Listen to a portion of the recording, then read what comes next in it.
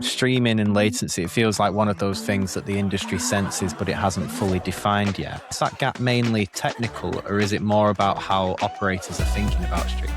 I think it could be a combination of both, but I would say definitely technical. You have to build a great infrastructure to accommodate the ultra-low latency. And there are a lot of providers in this space. From your perspective, where does Vindral actually differentiate? The quality that we bring to the end users, the low cost of using our services, the ultra-low latency streaming, the multi-branding support and capability that we have, very, very interesting for the casino operators. Hello and welcome to the G3 podcast. Now, streaming in iGaming has for some time been treated as almost background infrastructure, something that just needs to work. But as live casino scales and player expectations have risen, that assumption is starting to break down when there's even almost a slight delay between action and outcome players notice. And more importantly, it changes how the product feels. Streaming is no longer just about delivering video, it's starting to define the experience itself. With me to discuss this is Henrik Fagerlund, the working chairman of the board for Vindral. Henrik, great to have you on. Thank you so much. Thank you. Great to be here. As operators push towards more real-time interactive formats, Vindral is building infrastructure designed to remove delay altogether, which raises a pretty fundamental question. If latency effectively disappears, does streaming stop being infrastructure and start becoming a competitive advantage in its own right? Yes, definitely. I think so. It's a must. And just to give you some context in iGaming, I would say that you today you see about 4 or so main context in where streaming fits into the current iGaming ecosystem. The live casino and the live dealer space being the one that we all think about, and this has been around since 2005, 2006, pioneered by Evolution. If we stay on live casino and live dealer for a bit, Evolution, what they figured out so well was why does the live players play live games? And I think it's 2 things. It's trust and it's entertainment. And the trust part is really about what the players see. They see the physical gaming equipment. They see the roulette wheel, the ball, the cards, whatever, the money wheel, whatever it might be. But then they also see the game presenter, and that makes them associate with a human being. And of course, they also bring entertainment in their own right, but they also bring trust.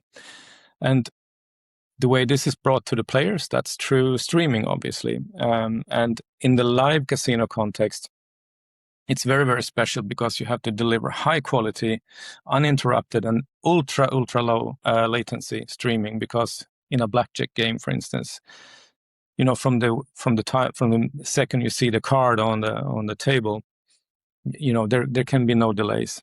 Then the second area in iGaming is sports betting operators that are offering, shall we say, live content or games for their players to watch.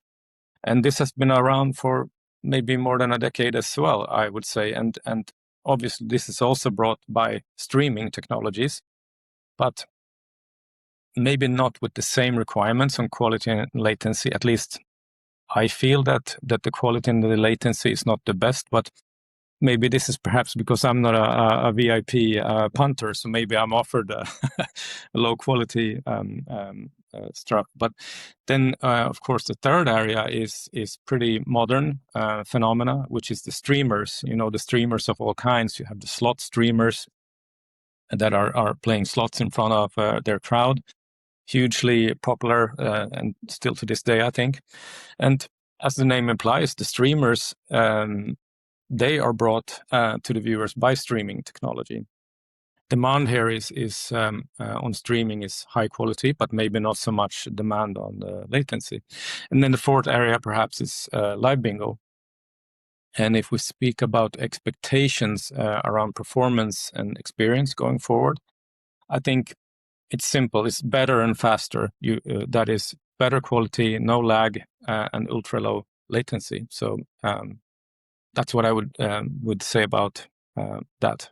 It's interesting because this streaming and latency, it feels like one of those things that the industry senses, but it hasn't fully defined yet. Is that gap that you mentioned? I think it was on your third pillar of the four. Is that gap mainly technical, or is it more about how operators are thinking about streaming? I think it could be a combination of both, but I would say definitely technical. You have to build a great infrastructure to accommodate the ultra low latency, for instance. You have to use the latest technologies that are available. We see emerging technologies right now coming in streaming called MOC, Media Over Quick, which is the latest and greatest standard. I'll talk about it a bit more later, but yeah, definitely. And that naturally leads into how Vindral started. Was that the problem that you originally set out to solve, or did that become clearer over time? Yes, it came about. Let me actually, if you don't mind, how it all started. You mentioned so. Let me tell you really how it all started, and it started with the founder. His name is Niklas Ostrom, and he doesn't really like to talk about himself. But luckily I do. So it really began when he was a kid. You see, he had an interest and passion for technology in general, both physical and digital.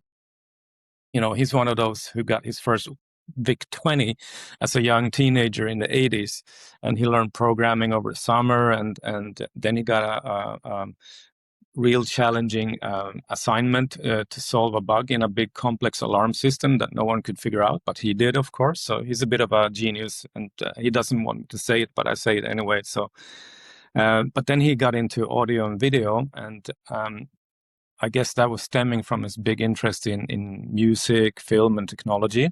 And now, more to your question, fast forward to now, or well, fast forward to 2013. That's when RealSprint was founded. And why do I say RealSprint? Well, that was the original name of the company. It's now been rebranded to Vindral, but it was founded back in 2013. And I think that the company can best be described as a Swedish tech company with deep knowledge in emerging technologies such as streaming, broadcasting, video compositing, audio processing, AI, and to mention the big ones. And the first and big client was a live casino provider, and that's really where we shall say the very strict requirements on streaming and low latency. That's where it came about, and that's where that was kind of that knowledge was gained through that project, we can say. And then it's pretty interesting. The company was founded 2013, and it was a pure consulting company, or a guns for hire, or service company, if you like. But we had a transition from this guns for hire to a SaaS-based or ARR-based product company, and that came about from almost what we can call a crisis situation for the company. You see, during the pandemic, we lost our biggest client more or less overnight, and this crisis led to shall we say, a very bold and strategic decision early 2021 to go to go for SaaS, becoming a product-based company. So the company took in some money in order to fund the investments needed to become a product company. And now, a few years later, today, we're super proud to say that we have succeeded. Many companies want to do this transition, but not everyone is lucky to do it. But we have now the vast majority of our revenues are from SaaS or ARR or whatever you want to call it. And today we're a healthy and growing company. So you starting on the services side before moving into product. That evolution, it's not all, as you say, it's not always an easy shift, and you've explained quite cleanly there about what forced that change. But I just want to kind of drive a bit more into that, because it's a transition a lot of companies talk about, but fewer can execute cleanly.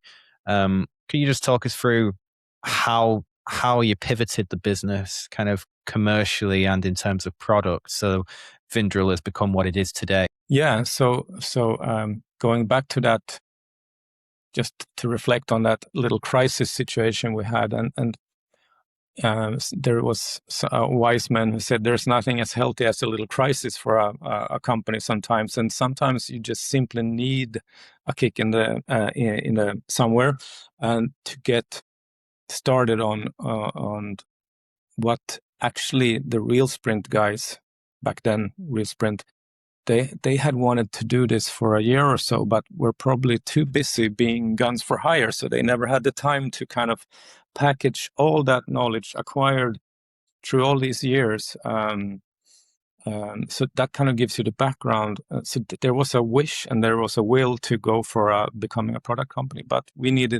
basically the company needed this crisis to do it. And it was pretty obvious that the knowledge and the competence acquired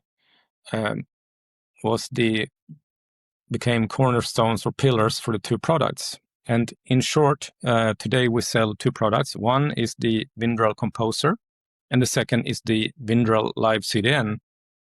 And let me start with the Vindral Composer, and I will try not to get too technical, but there's no risk because I'm way too non-technical to go too deep. But just in short, Vindral Composer is a multi-purpose software for real-time video compositing, video enhancements, audio processing, chroma keying, or chroma keying is also, you can say, green screening, creating green screen backgrounds, doing encoding and table multi-branding, which is highly sought after among the operators, meaning the operators are actually our clients.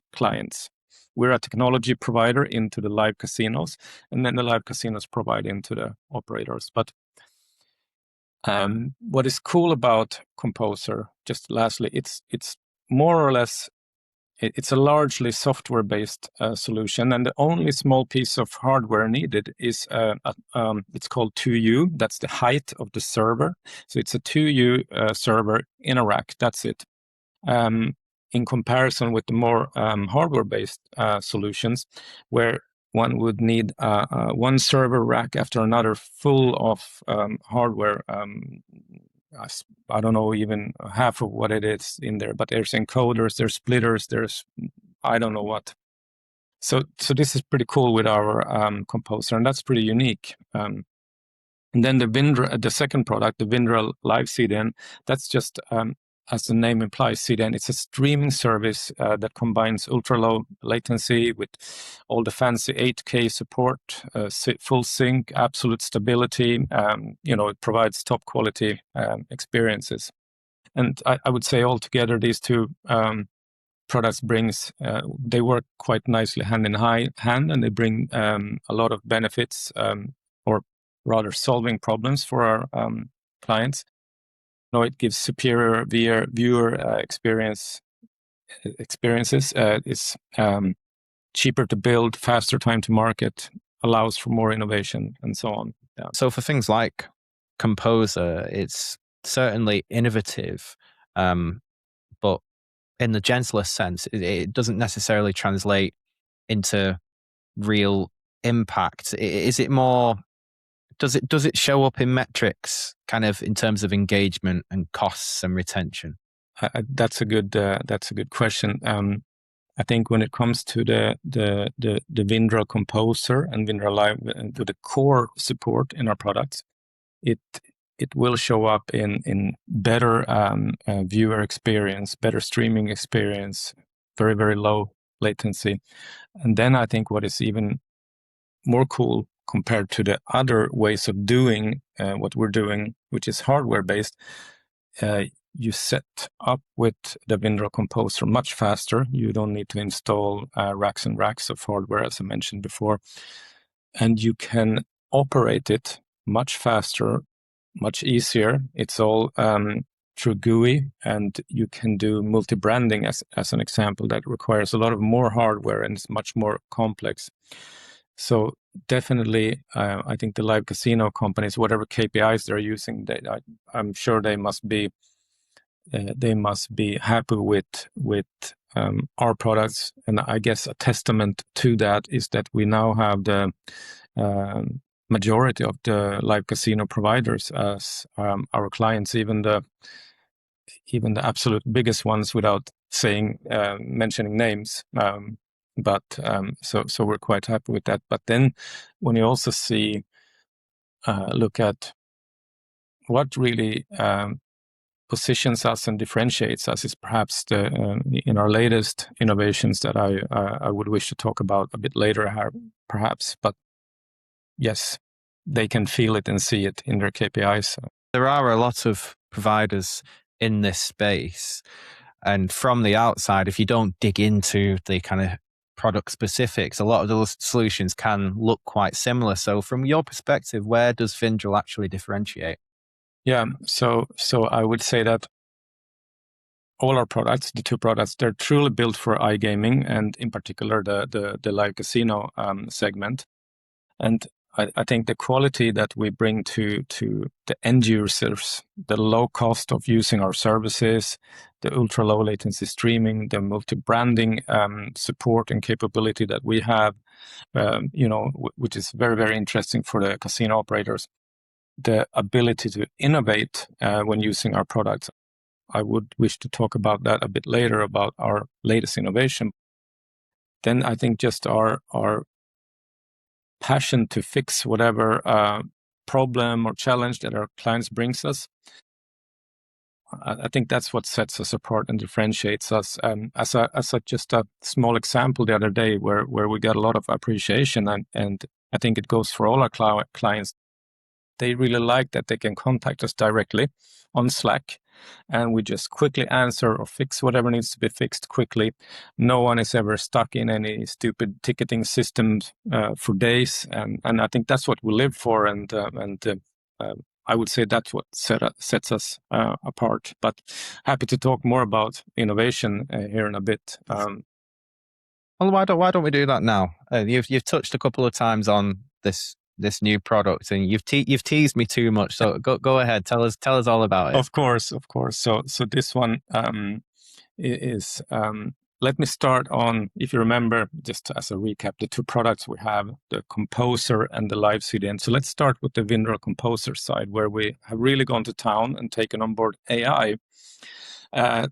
But not to do gimmick stuff, but to solve real problems. And the first product innovation here is something called VTrack Roulette, which is a product in which our AI algorithms, they have learned to recognize the numbers on the roulette wheel through the camera.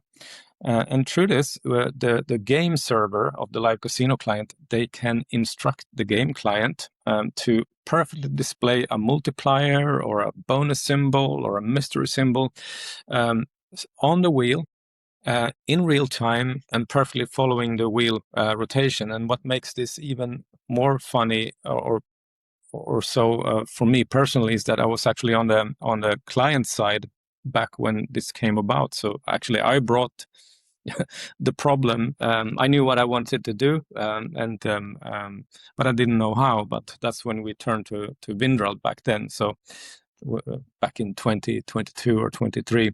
Anyways, they came up with a solution, and that was VTrack Roulette. And this works without any glitches or anything, and it's been in production since the summer of 2024, and is now live in two roulette-based game shows. I would say the second exciting thing that we have, also AI-based, it's on the audio side, and it's a feature that we call Crystal Speech.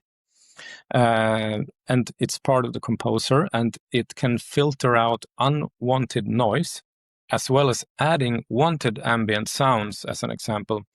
And if you're a live casino builder, if you're in finance or in operations, you will love this, because it means that you can build your live casino table setups much more dense. You can have your tables placed closer to each other. And everyone who's in the live casino space, they know that physical space, studio space, it's a scarce resource. It's expensive. So if you can build things tighter and more dense, it's just beneficial. So that's really great. And then you don't have to spend an arm and a leg to build fully sound insulated game show environments, because if you have like a game show, the clapper or the flapper, it makes enormous sounds.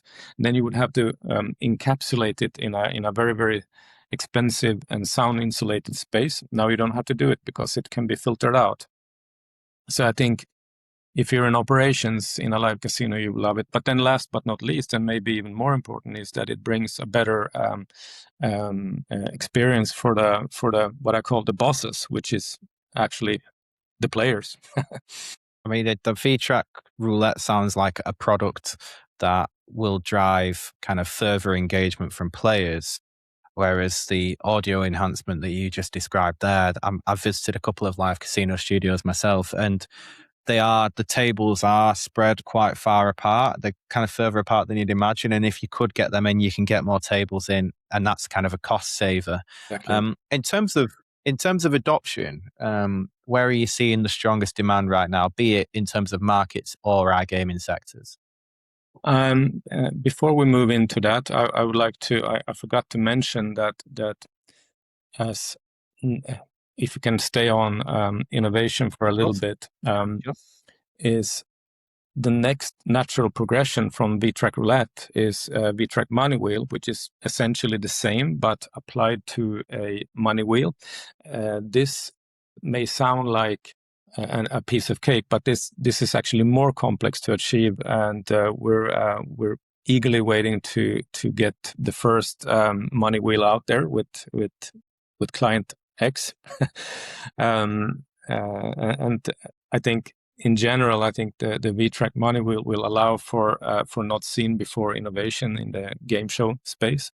And then lastly, on the innovation side, if I can also mention our live CDN. It has all the features and support you would expect from a top quality CDN, ultra low latency, what have you, uninterrupted service. But it also has some pretty cool new innovations, such as new protocols called Media over Quick, which is the latest and greatest. V1 support, glass to glass, and there's DRM, like digital rights management. So it will make it harder for copycats and fraudsters. That's an example. Something that I touched on before, and we went back into innovation, which is no bad thing. Is where are you, as Vindral, seeing the strongest demand right now? Yeah, interesting question. So in iGaming, of course, and in particular live casino, of course, that's our biggest vertical.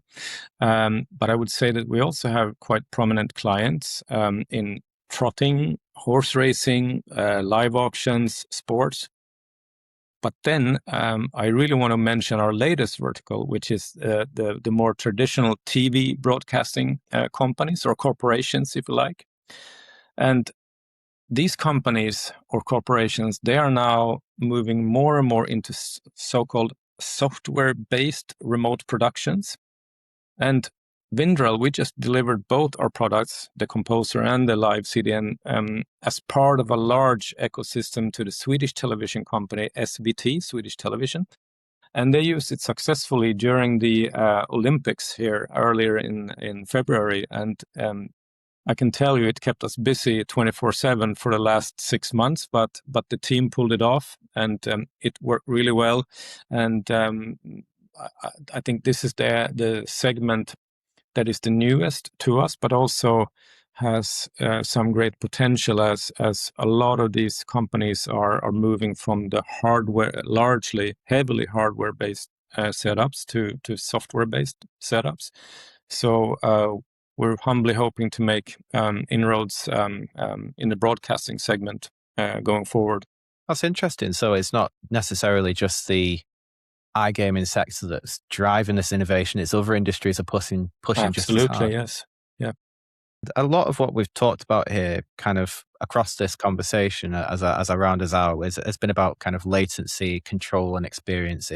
And it all seems to point in the same direction, that streaming is becoming more central to how these products actually function, not just in how they're delivered. So with that being said, when you look ahead over the next 12 to 18 months, what do you think is actually going to matter most in this space that you operate in, and where do you see the biggest opportunity emerging?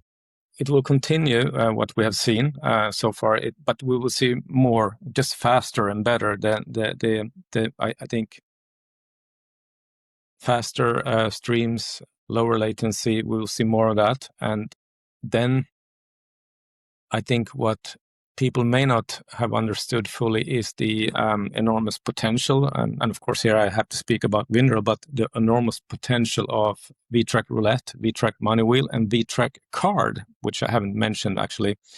And and in terms of what that can do for innovation in game shows. And if I can mention the V-Track Card, I think that I'm just waiting for the live casino studio to come up with a new cool idea so that we can use that technology and make it come alive in a card-based game show. So I think that's